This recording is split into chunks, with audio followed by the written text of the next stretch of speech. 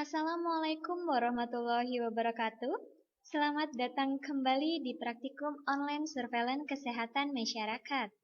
Bagaimana kabarnya hari ini teman-teman? Semoga kita semua selalu diberikan kesehatan, kebahagiaan, dan selalu dalam lindungan Allah Subhanahu wa Ta'ala. Amin ya Robbal 'Alamin. Bersama saya Ara, kita akan membahas materi ke-8 yaitu analisis perbandingan dan analisis tren atau kecenderungan. Silahkan, teman-teman dapat membuka buku panduan praktikum di halaman 68. Adapun tujuan praktikum kali ini adalah teman-teman mampu menganalisis data yang diperoleh baik analisis perbandingan maupun analisis tren atau kecenderungan. Nah, kira-kira apa sih yang dimaksud dengan analisis perbandingan dan analisis tren atau kecenderungan? Pastikan teman-teman menonton video tutorial ini sampai selesai. Oke, di sini sudah tertera definisi dari analisis perbandingan. Jadi, analisis perbandingan merupakan kegiatan membandingkan antara standar program atau target dan cakupan kegiatan atau capaian kegiatan. Apakah ditemukan masalah yang harus diselesaikan? Jadi di sini maksudnya, kita akan membandingkan antara cakupan kegiatan atau capaian kegiatan dengan standar program atau target yang sudah ditentukan. Apabila suatu cakupan kegiatan tidak dapat mencapai standar program yang sudah ditentukan, maka kita harus dapat menganalisis atau mengidentifikasi hal-hal yang dapat menyebabkan suatu cakupan kegiatan tidak mencapai target yang sudah ditentukan. Tentunya, identifikasi penyebab tersebut dapat digunakan untuk membuat rencana maupun tahapan-tahapan yang dapat digunakan untuk menyelesaikan masalah di dalam suatu program. Sedangkan, untuk analisis tren atau kecenderungan, merupakan kegiatan menggambarkan tren atau kecenderungan penyakit menurut kurun waktu sesuai dengan masa inkubasinya. Dapat berupa jam, seperti KLB keracunan makanan, dapat berupa harian, seperti KLB DBD, dapat berupa mingguan, seperti penyakit campak, dapat berupa tahunan, seperti penyakit kanker dan juga hipertensi. Sebelumnya, pada pertemuan ke-7, sudah dijelaskan terkait dengan analisis epidemiologi secara deskriptif menurut waktu, yang terdiri dari dua macam yaitu cyclic trend dan juga secular trend. Sehingga untuk analisis tren atau kecenderungan, kita akan menyajikan ke dalam dua bentuk yaitu cyclic trend dan juga secular trend. Selain itu, kita juga akan membuat analisis tren atau kecenderungan dengan menggunakan grafik pola maksimum dan minimum. Di mana, dari grafik pola maksimum dan minimum ini, kita akan dapat mengetahui kira-kira SKD apa saja atau sistem kewaspadaan dini apa saja yang cocok digunakan untuk suatu penyakit, seperti itu. Oke teman-teman, kita akan langsung membuat analisis tren dan juga analisis perbandingan.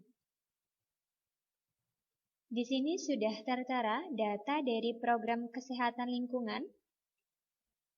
Seperti yang sudah kita ketahui ya teman-teman, bahwasanya di dalam surveillance kesehatan masyarakat tidak hanya terdiri dari data penyakit menular maupun data penyakit tidak menular saja, akan tetapi terdapat 6 program di dalam surveillance kesehatan masyarakat, yaitu program KIA, program Promkes, program Gizi, program Kesling, program penyakit menular, dan juga program penyakit tidak menular. Untuk analisis perbandingan, kita akan menggunakan data indikator program kesehatan lingkungan Dinas Kesehatan Kota Yogyakarta yang terdiri dari 13 indikator. Indikator yang akan kita gunakan adalah indikator nomor 3, yaitu berapa persen penduduk menggunakan jamban sehat. Di sini sudah tertera target atau sasaran dan juga pencapaian di tahun 2014 dan di tahun 2015. Sehingga untuk analisis perbandingan, kita akan membuat analisis perbandingan pada program jamban sehat di tahun 2014 dan di tahun 2015. Mengingatkan kembali ya teman-teman, sebelum kita mengolah dan menyajikan data, terlebih dahulu kita harus melakukan perekapan data agar mempermudah pada saat pengolahan dan penyajian data. Jadi di sini sudah dipindahkan rekapan data program Jamban Sehat di Kota Yogyakarta tahun 2014 dan tahun 2015. Rekapan data angka capaian tidak disajikan dalam bentuk koma, seperti ini ya, sehingga pada saat proses perekapan kita juga melakukan pembulatan pada angka. Kemudian, untuk memudahkan pada proses analisis perbandingan, kita akan menyajikan data ini ke dalam bentuk grafik. Adapun langkahnya adalah, kita blok terlebih dahulu pada bagian capaian dan target di tahun 2014 dan di tahun 2015, lalu klik menu Insert. Kemudian untuk analisis perbandingan, kita akan menggunakan grafik kolom. Nah, jika sudah muncul tampilan seperti ini, langkah selanjutnya adalah menambahkan komponen-komponen grafik agar grafik menjadi lebih informatif. Langkahnya sama ya pada pertemuan ke-6 dan pertemuan ke-7. Jadi diharapkan pada pertemuan ke-8 ini, kita dapat merefresh kembali materi yang sudah kita pelajari pada minggu sebelumnya, seperti itu. Kemudian, untuk menambahkan komponen-komponen grafik, silahkan ditambahkan seperlunya saja. Jadi sesuai dengan kebutuhan apa yang ingin ditambahkan, seperti itu.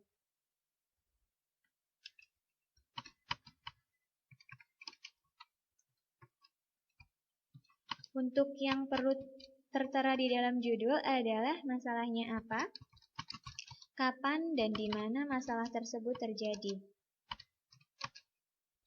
Program Jamban Sehat di Kota Yogyakarta tahun 2014 dan tahun 2015. Kemudian keterangan pada sumbu X maupun pada sumbu Y. Sumbu Y adalah pencapaian, jangan lupa satuannya persen. Lalu pada bagian sumbu X adalah waktu dengan satuan tahun.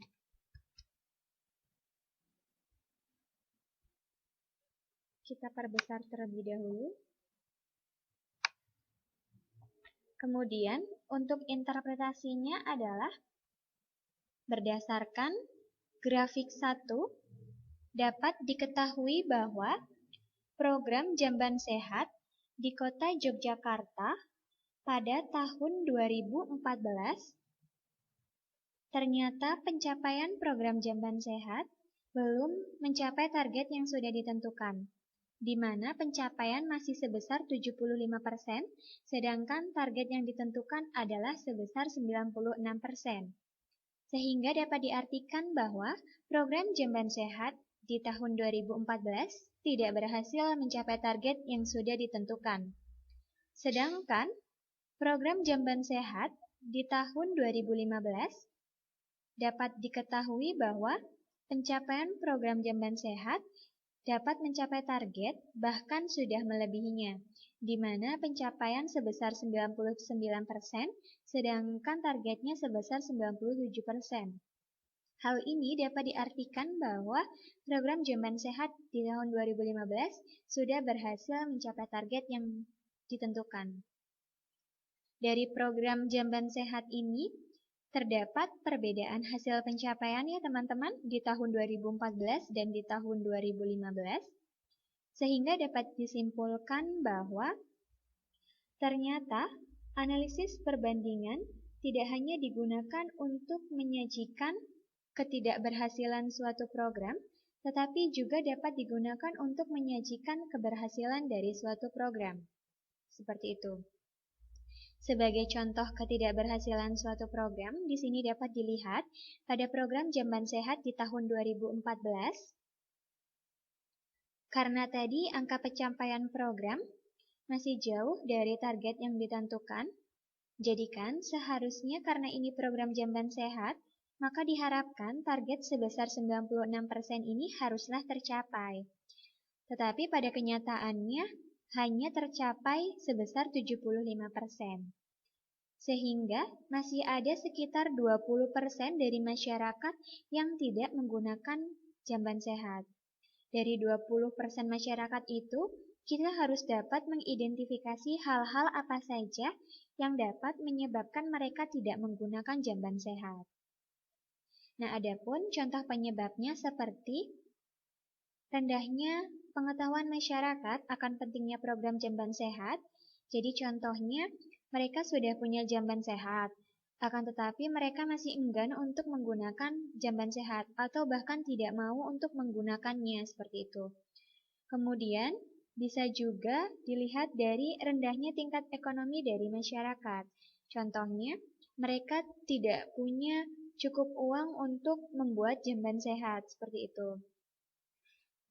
Itu hanya sebagai contoh penyebab-penyebab ya yang dapat mempengaruhi capaian program jamban sehat tidak mencapai target.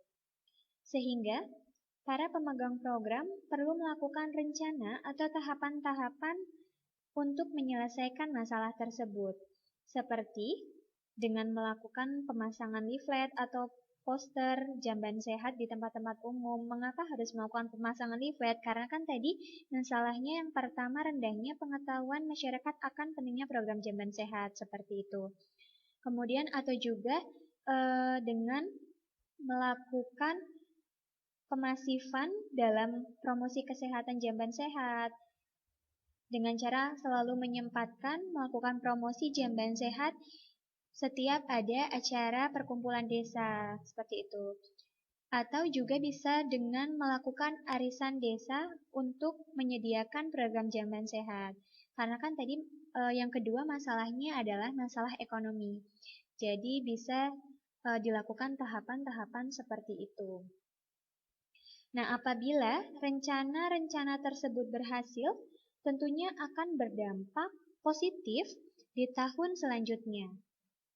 Nah, di sini sudah terbukti ya teman-teman, ternyata pencapaian program jamban sehat di tahun 2015 sudah dapat mencapai target atau bahkan sudah dapat melebihi target yang ditentukan, di mana pencapaiannya sebesar 99%, sedangkan targetnya adalah sebesar 97%, seperti itu.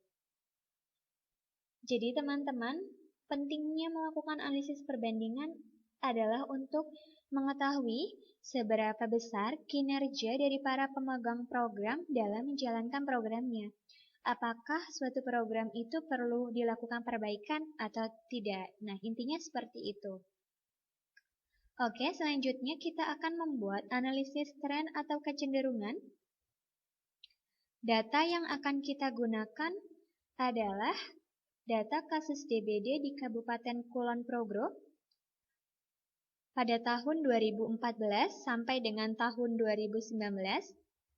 Nah, jadi ini dari mulai 2014, 2015, 16, 17, 18, dan juga 19. Nah, data ini diperoleh dari 21 puskesmas. Di sini sudah tertera puskesmas, nama puskesmasnya. Jadi data ini diperoleh dari 21 puskesmas yang ada pada 12 kecamatan di Kabupaten Kulon Progo, mulai dari Puskesmas Temon 1 sampai dengan Puskesmas Samigaluh 2. Nah, seperti biasa, untuk penyajian, kita perlu melakukan perekapan datanya. Nah, di sini sudah dipindahkan rekapan datanya. Untuk merefresh kembali pertemuan ke-6 dan ke-7, kita akan mencontohkan pemindahan data kasus DBD pada bulan Desember di tahun 2019. Jadi di sini sudah tertera bulannya, kemudian di sini tahunnya. Nah, kita akan memindahkan kasus DBD di tahun 2019 pada bulan Desember. Jadi di sini ya teman-teman, bulan Desember dan tahun 2019. Kita hapus terlebih dahulu. Langkahnya adalah klik sama dengan, lalu klik buka kurung, arahkan kursor pada sheet DBD 2019 karena kita akan memindahkan data di tahun 2019. Lalu kita cari bulan Desember, ini bulan Desember, kemudian kita fokus ke bagian row yang paling bawah, yang ada warna pinknya. Nah, jika sudah, kita langsung klik tutup kurung lalu enter. Maka secara otomatis angkanya akan muncul. Nah, jika sudah memindahkan ke semua data pada bulan dan tahunnya, kemudian untuk penyajian yang pertama, kita akan menyajikan cyclic trend. Nah, cyclic trend itu merupakan perubahan yang terjadi secara periodis dalam waktu 1 tahun, biasanya digunakan untuk fluktuasi jangka pendek yang sering kita temukan dalam epidemi penyakit. Nah, untuk cyclic trend, di sini kita akan menyajikan tren bulanan penyakit DBD di Kabupaten Kulon Progo pada tahun 2014. Jadi kan di sini tahunnya ada banyak ya teman-teman. Nah, untuk cyclic trend kita akan mencoba menyajikan tren bulanan kasus DBD pada tahun 2014.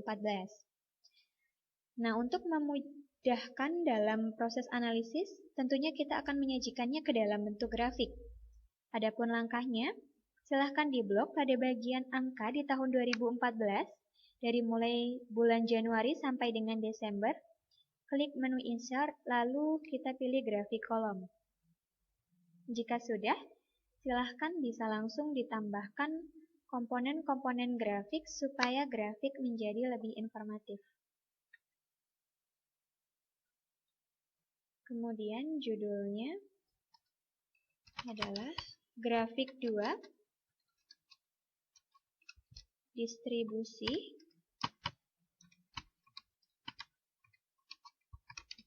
kasus DBD di Kabupaten Kulon Progo tahun 2014.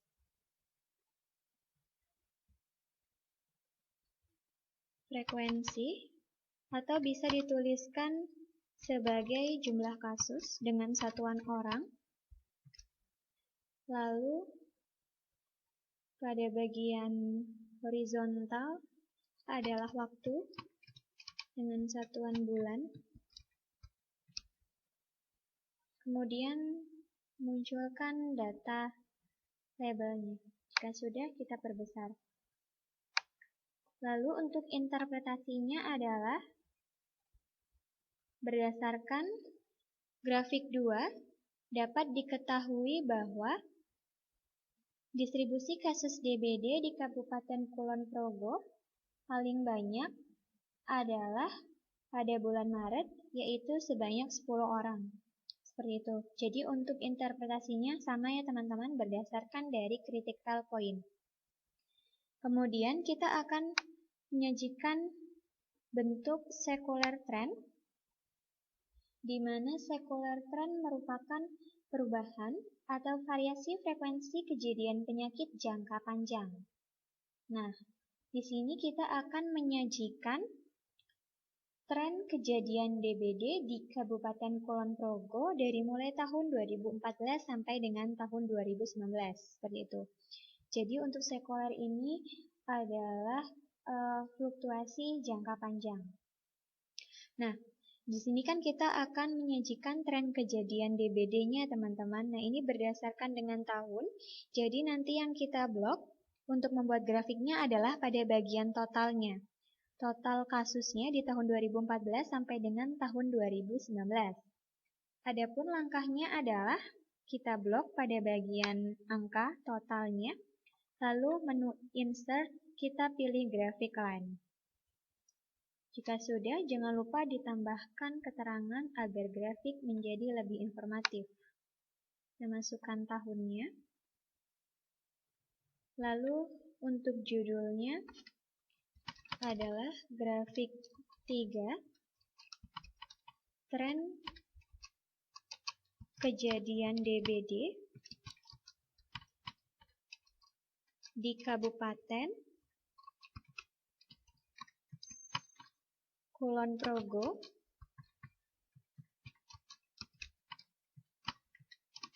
tahun 2014 sampai dengan 2019. Keterangan sumbu X dan sumbu Y, frekuensi dengan satuan orang, lalu pada bagian horizontal atau sumbu X adalah waktu dengan satuan tahun. Kemudian kita munculkan data labelnya. Nah, jika sudah, untuk interpretasinya adalah berdasarkan grafik 3 dapat diketahui bahwa terjadi peningkatan kasus DBD di tahun 2015 menuju ke tahun 2016, yaitu mulai dari 71 orang atau 71 kasus menjadi 76 kasus, seperti itu. Itu untuk interpretasi dari sekuler trend. Jadi ya teman-teman bisa dibedakan ya, jika yang sekuler dia lebih ke fluktuasi jangka panjang, sedangkan untuk yang siklik dia lebih ke fluktuasi jangka pendek, seperti itu. Bisa dilihat jika di sini waktunya bulan, di mana di sini adalah penyajian data dalam 1 tahun, sedangkan ini adalah dengan satuan tahun, yaitu 6 tahun, seperti itu. Itu untuk siklik dan juga sekuler. Selanjutnya kita akan menyajikan analisis tren atau kecenderungan dengan grafik pola maksimum dan juga minimum. Di mana dari data pengamatan 6 tahun ini, kita akan terlebih dahulu mencari nilai minimum dan juga mencari nilai maksimum per bulan. Jadi di sini kan ada bulan Januari sampai Desember, jadi kita akan mencari terlebih dahulu nilai minimum, kemudian nilai maksimum, dan juga kita akan memindahkan nilai diamati di tahun 2019. Untuk langkahnya sama seperti pada pertemuan kedua. Jadi, kemudian kita blok pada bagian data yang akan kita cari. Nah, di sini data di tahun 2019 tidak kita blok karena kita tidak akan mencari nilai min pada diamati. Nah, diamatinya ini akan kita pindahkan nanti secara langsung. Kemudian, jika sudah, kita bisa langsung mendragnya ke bawah untuk mengetahui nilai minimum pada bulan yang lain. Nah, langkahnya adalah kita arahkan kursor pada pojok kanan, kemudian pastikan kursornya berubah menjadi tanda plus, kemudian berwarna hitam. Lalu kita tarik. Nah, kita menariknya sampai bulan Desember saja, karena kan kita mencari nilai minimum dan maksimum per bulan. Totalnya tidak perlu. Kemudian sama ya, untuk nilai maksimum langkahnya sama. Silahkan diketikkan dulu maksimum, kemudian kita blok datanya. Lalu, kita akan memindahkan data diamati. Nah, untuk memindahkan, gunakan langkah untuk meminimalisir terjadinya human error. Nah, seperti itu ya teman-teman. Nah, di sini kita sudah mempunyai data minimum, maksimum, dan juga diamati. Penting ketika kita mempunyai sebuah data surveillance yang sudah kita kumpulkan bertahun-tahun ya teman-teman, apalagi dalam jangka waktu yang lama, maka kita akan dapat mengetahui atau memantau KLB seperti itu. Nah, kemudian kita akan menyajikan data ini ke dalam bentuk grafik. Adapun langkahnya adalah kita blok pada bagian nilai minimum, maksimum, dan diamati. Lalu kita klik menu insert, pilih graphic line. Kemudian kita tambahkan komponen-komponen grafik agar grafik menjadi lebih informatif. Kita blok pada bulan. Lalu di sini pada bagian seri 1 bisa kita edit sebagai nilai min. Lalu pada bagian series 2 sebagai max. Dan pada bagian series 3 adalah diamati. Jika sudah, tambahkan judulnya. Grafik 4. Tren kecenderungan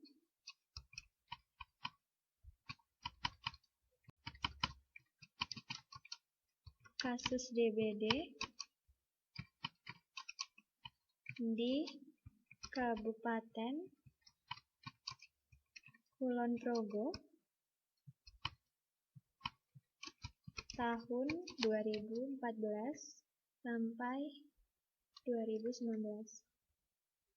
Sebenarnya untuk judul kita juga bisa memberikan judul grafik pola maksimum dan minimum kasus DBD di Kabupaten Kulon Progo tahun 2014 sampai dengan tahun 2019. Seperti itu ya teman-teman. Kemudian pada bagian horizontal adalah waktu dengan satuan bulan. Lalu pada bagian vertikal adalah frekuensi. Jika sudah, kita munculkan data tabelnya. Nah, ini adalah data tabel yang sempat kita singgung pada pertemuan ke-6. Jadi di sini untuk posisi peletakannya data tabel cenderung berada di bawah sumbu X. Berbeda dengan data label. Kemudian untuk interpretasinya adalah berdasarkan grafik 4 dapat diketahui bahwa tren kecenderungan kasus DBD setelah diamati ternyata paling banyak terjadi pada bulan Maret yaitu sebanyak 12 orang. Nah, dari interpretasi ini teman-teman harus dapat menganalisis mengapa kasus terbanyak terjadi di bulan Maret, seperti itu. Nah, hal tersebut dapat dimungkinkan pada saat bulan Maret merupakan musim penghujan, dan apabila musim penghujan, maka akan banyak ditemukan genangan-genangan air, seperti genangan air di pot bunga yang sudah tidak terpakai, atau genangan air di kaleng maupun ban bekas. Nah, dengan banyaknya genangan-genangan air tersebut, tentunya dapat memicu perkembangbiakan dari vektor penyakit DBD, yaitu nyamuk Aedes, baik itu Albopictus maupun aegypti. Nah, yang mana nyamuk tentunya akan cenderung mudah bertelur pada saat musim penghujan, seperti itu. Seiring dengan bertambahnya vektor penyakit DBD, tentunya juga akan memicu bertambahnya jumlah kasus DBD di Kabupaten Kulon Progo. Nah, jadi di sini teman-teman harus bisa menganalisis secara logis mengapa kasus terbanyak di bulan Maret seperti itu. Nah, selain itu, dari grafik pola maksimum dan minimum ini, kita juga akan dapat mengetahui SKD atau sistem kewaspadaan dini apa saja yang dapat digunakan untuk menurunkan kasus DBD. Nah, sebelum itu, kira-kira SKD itu apa? Jadi, SKD itu adalah suatu tatanan pengamatan yang cermat dan teliti terhadap distribusi dan faktor-faktor risiko kejadian DBD, yang memungkinkan terbangunnya sikap tanggap terhadap perubahan sehingga dapat dilakukan antisipasi yang seperlunya. Nah, untuk menyederhanakan definisi dari SKD, jadi bisa diartikan teman-teman jika SKD itu sebagai upaya-upaya apa saja yang dapat kita lakukan untuk menurunkan jumlah kasus DBD di Kabupaten Kulon Progo, seperti itu. Adapun SKD yang dapat kita lakukan seperti melakukan pengendalian vektor, baik itu pengendalian fisik, kimiawi, dan juga biologi. Di mana untuk pengendalian fisik dapat dilakukan dengan gerakan 3M, dari mulai gerakan menguras, mengubur, dan juga menutup. Tentunya akan muncul kenapa harus gerakan 3M. Karena di sini kan disesuaikan dengan breeding place dari nyamuk Aedes. Biasanya nyamuk Aedes sering dijumpai pada genangan-genangan yang air bersih seperti itu. Kemudian untuk pengendalian secara biologi dapat dilakukan dengan predator larva atau memelihara ikan pemakan jentik. Dan yang terakhir, pengendalian kimiawi dapat dilakukan dengan penggunaan insektisida, seperti contohnya penggunaan bubuk abate. Nah, akan tetapi perlu diingat ya teman-teman, untuk penggunaan insektisida atau bubuk abate harus sesuai dengan dosis, tepat sasaran, dan juga tepat waktu. Harapannya agar dapat menurunkan dampak negatif terhadap lingkungan. Selain itu juga diharapkan dapat menurunkan resistensi pada vektor nyamuk Aedes, seperti itu. Nah, kira-kira kapan sih waktu yang tepat untuk melakukan SKD? Jadi, berdasarkan interpretasi critical point karena jumlah kasus terbanyak pada bulan Maret, maka SKD perlu dilakukan pada bulan sebelum bulan Maret, yaitu bulan Februari. Mengapa demikian? Karena apabila SKD sudah dilakukan segera pada bulan Februari, maka dimungkinkan dapat menurunkan jumlah kasus DBD di bulan Maret, seperti itu. Nah, itu adalah contoh untuk analisis tren atau kecenderungan. Nah, jika nanti kita sudah membuat analisis perbandingan dan analisis tren atau kecenderungan, silahkan bisa dipindahkan ke dalam bentuk Word untuk hasil penyajiannya. Nah, ini sekilas mengulang pada pertemuan ke-6 dan ke-7 ya teman-teman.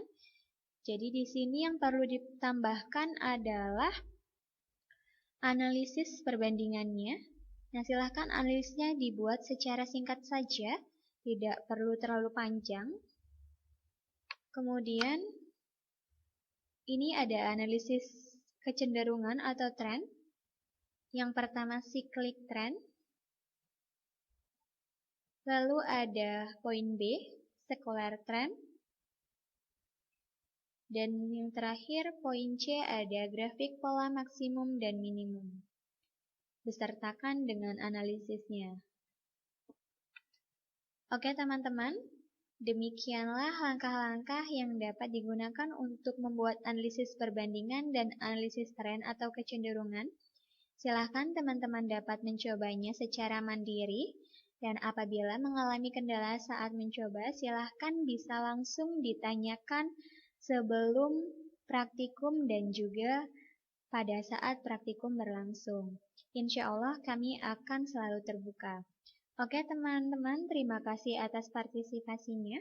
Mohon maaf apabila ada salah kata. Saya akhiri wabillahi taufiq wal hidayah. Wassalamualaikum warahmatullahi wabarakatuh.